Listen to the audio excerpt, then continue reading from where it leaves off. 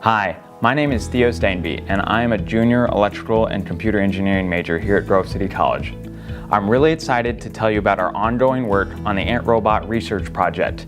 We're designing a robot that will be able to follow and track ants as they move throughout their natural environments.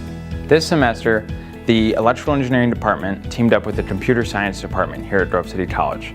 This created a team of multidisciplinary student researchers. Our work this semester has given us a baseline as to how well we can track an ant as it moves through its environment.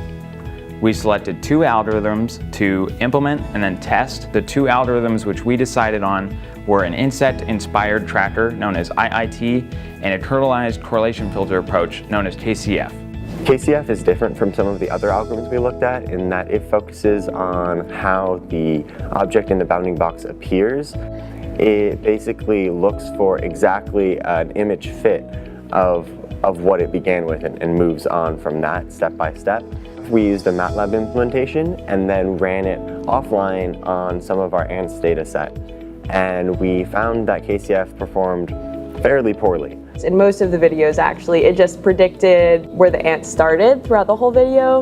We think that KCF performed poorly for a couple of reasons. One of the big reasons is that the frame rate was fairly low, and so when the robot would move, the ant would be in a drastically different spot in the frame from the previous frame. Another issue that we considered is that because our video is fairly low resolution, that the ant only has a couple of pixels in the entire video that represent it, and so KCF doesn't have a lot of data to work with to define what the ant was in one frame to go into the next frame. Sometimes having higher resolution or more information actually makes feature extraction more difficult, but this is something that we want to play around with. The insect-inspired tracking algorithm works by modeling a dragonfly's biological vision system. It applies a collection of visual filters onto each frame of the video, thereby reducing each frame into something that can be easier analyzed and modified by the computer. We looked into IIT because of its performance on a data set that seemed to match the conditions that we had. That was small objects in natural scenery rather than having ants on a white background or something with high contrast. The insect-inspired tracking algorithm, unfortunately, did not perform very well.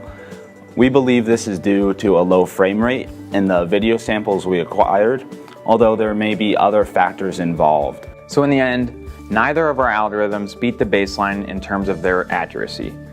We suspect that this is likely due to a low refresh rate from the robot's camera, as well as a lack of detail in the resolution of each image.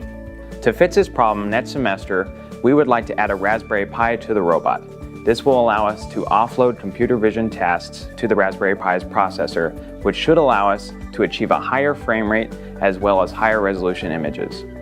Stay tuned next semester as we continue our exciting work on the Ant Robot Research Project.